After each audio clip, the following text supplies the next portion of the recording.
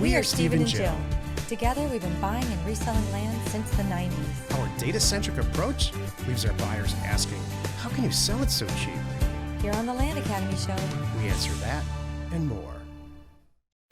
Steve and Jill here. Hi. Welcome to the Land Academy Show, entertaining land investment talk. I'm Stephen Jack Putella. And I'm Jill DeWitt, broadcasting from sunny Southern California. Today, Jill and I, well, it's Jill Friday, and she has created a topic called Duck You. This is going to be good. This is some classic stuff. I have a good story to share with you here in a minute. Before we get into it, let's take a question posted by one of our members on the landinvestors.com online community. Is free. And back in the day, I got to tell you this, we struggled with finding land. Mm-hmm. None of these properties that we buy, or most of them, have a physical address like 123 Main Street. So fast forward to today, we took that massive database of 150 million properties, took all the attributes and aspects of the data set that we think are important to make decisions, and made them available on a website called ParcelFact and or NeighborScoop. And all you have to do is type in the state, the county, and the assessor's parcel number, and it pops right up. Actually, so fast that if you're on the phone with the seller, you can pretty much make a decision about whether or not you want to buy the property at that moment. It's awesome. Check it out. NeighborScoop.com, ParcelFact, FACT.com. Stephen wrote, I had a tangle of title issues on a property I've been working on since before I knew about Land Academy. I would have skipped it otherwise. And so far, First American has been the easiest and most knowledgeable. The other title companies didn't know what to do for my situation, but First American did, and I got a loss instrument bond, no problem. That's pretty cool. Here's my point in putting this in here. It's not necessarily a question. Yeah. He's just informing everybody that's had a good experience with the title company. So a lot of what we see in Discord and in landinvestors.com is negative stuff. I can't believe this title company's taken so long. I'm getting treated poorly. Well, this guy goes out and does something about it. He did. Title company number 1 didn't get it. Title company number 2 didn't get it. He found somebody at First American that helped him and got and solved it, because I'm sure this particular agent wanted to get the deal done. So you can't, please don't become a victim of, some silly rogue title person. That's true. That says can't be done. Mm-hmm. Pick up the phone and call. Can be done. There's a lot of them that'll say can't be done. Yep. Call somebody else. That's code for I don't want to do it. Correct. Not can't be done. Exactly. Today's topic is Jill Friday. She's going to talk about Duck You. This is the meat of the show. I'm going to get in trouble for this. And can't be done is not to be confused with can't say no. That's a whole different thing. We'll go there another time. Okay, so these are the notes that I got on July 6th. This is awesome. This came to me through my transaction coordinator in Airtable, from the manager of the property I funded the deal, from the broker that we have selling it. So this broker's trying to get creative here to sell this property. And here's what he wrote. The agent sent these ideas about ways to make the property sell. Just got word from a bulldozer guy. Just hold on a second. Can I set this up a little different? Why? We bought a partnership, a piece of property. True. In deal funding. And it's not selling as fast as we think it should, or that the manager thinks that it should. It's not. The deal's going to sell. We're going to make a ton of money. It's going to be great. It's a great piece of property. People are getting impatient. Area. So the manager went to the real estate agent and said, can you hurry it up? And this is what the real estate agent came back with. Okay. Thank you. Just got word from the bulldozer guy. He said he can take a mulching head for about 2 days to clean up around the edges and out far enough that he would not be dragging all the limbs into the levee. He would have to build the levee wide enough to handle his track hoe, which is about 10 foot wide. To get the minimum mulching needed and the levee built, it would be about $12,000.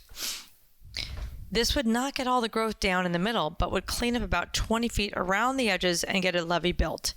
If he used the mulching head to clean it up more of the property, it would cost about $1,000 a day extra and take a few more days. This guy says the agent wrote, yep, this was the manager's idea. to turn an area and get a quote to turning the land into a duck pond that could hold water. So that's where like 12,000 to, who knows, 20,000 to make a duck pond. The agent still feels the land is priced high, so he's thinking of some ideas to make the land more desirable to a broader audience. So I'm sharing anything with you I can get from him. I'm like, are you flipping kidding me? Well, what was your response? So here's my response. Oh, I thought it was 2 words. Oh, yeah, duck you. That's where duck you came from. It's on me. So I went back and did some looking. So here's the thing. I went back and did some looking again and looked at the property, and I really trust the manager. So this person came to us and said, hey, would you fund this deal? I looked at it, said, sure, did the money, picked who we thought was a great broker. It's not selling. So instead of the broker maybe looking into himself or looking at the posting, maybe, he's come up with this stuff. To which I politely responded, duck you, and here's, because I'm not going to do more stuff. That's it, and I found some concrete things that are missing here that I'm going to share. So I wrote and said, this is softer than what I sent. So who'd you write this to? So this is to the manager. I wrote this to the manager, and then I softened it a little bit before I tossed this in Discord. So I said, you know what? It's funny this comes up because we just had a long chat about this on the advanced member call this week, which is true, about how funny it is when agents try to get us to do unnecessary stuff to sell a property when in reality, they're not doing everything possible to market and reach the right buyer. Our property is priced great, but the listing is getting really low views. That's on them. I think a nicer lead photo. I went and looked at it again. I'm like, this guy's totally missing it. He needs a nicer lead photo and more photos of not just the property, but also the area. There's none about the area and how great the area is. Maps and graphics and all kinds of stuff have to go in there. He hasn't done any neighbor letters. He's doing letters to the neighbors. Hello. All the neighbors around that property, within a mile, need to receive or more notice. Maybe 5 miles. That there's I don't know. Another property for sale. And then also it should be blasted and celebrated everywhere on social media as what it is, which is 20 acres of awesome priced duck hunting property. Yep. There are people in this region who would jump up and down. And I said, that will sell this. And then I dug a little further. I found an agent in this guy's office who just sold a property smaller for more money in the same area. I'm like, you know that this other agent, who's probably 2 desks over from you, has a buyer's list. How have you not talked to this guy? And then why? Isn't that funny that I found this and the agent even didn't think to scope his whole office?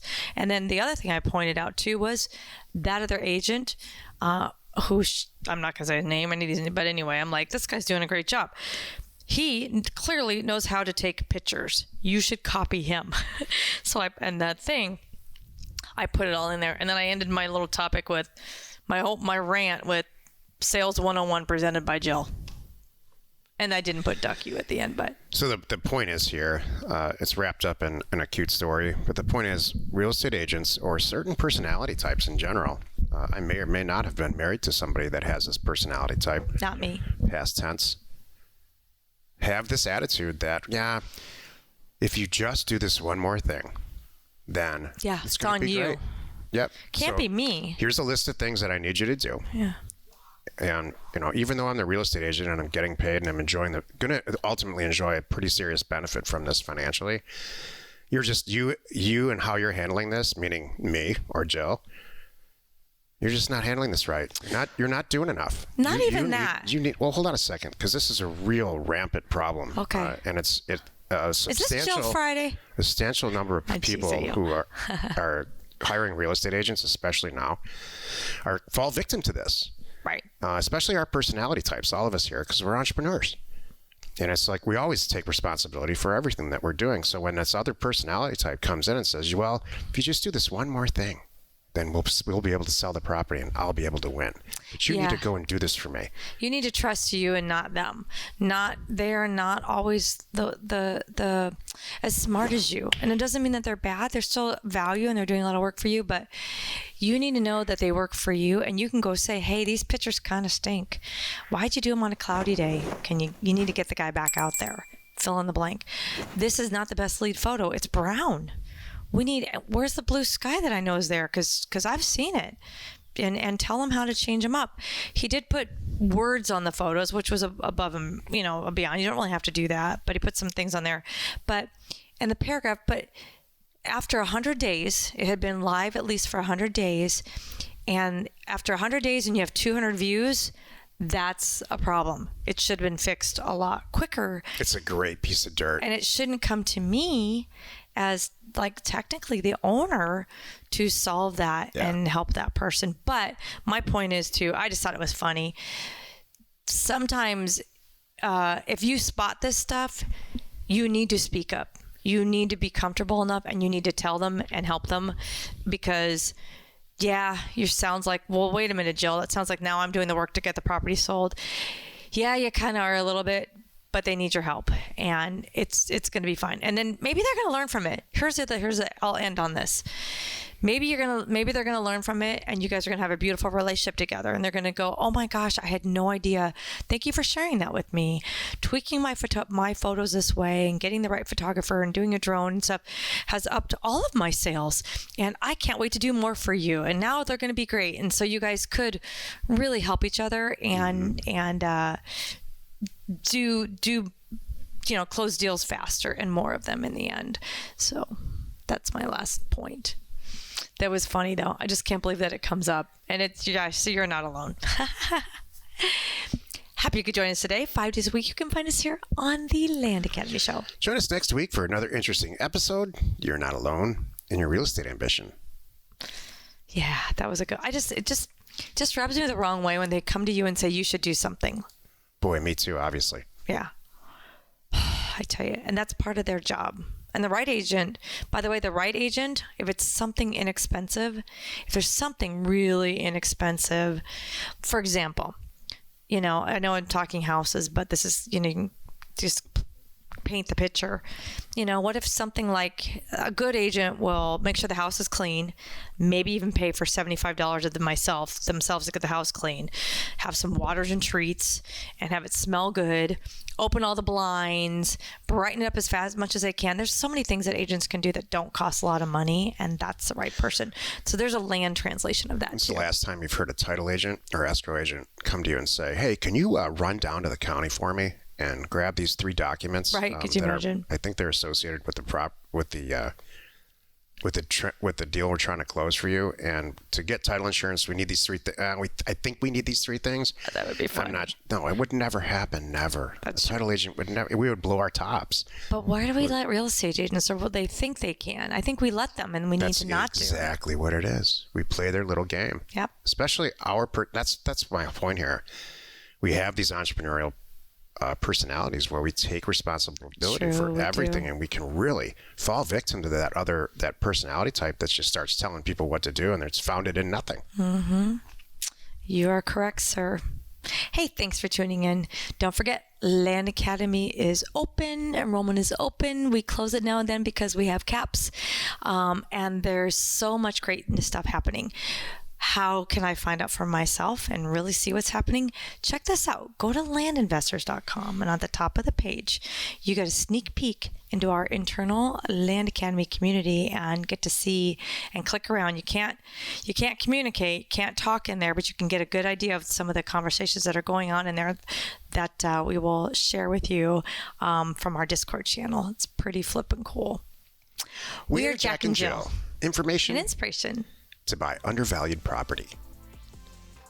We hope you found our content valuable, and we appreciate your support. If you have not already, please check out our channel and hit the subscribe button. And your comments and suggestions help us to create the content you're here for. Hitting the like button helps to support our channel's algorithm and gauge your interest for future shows.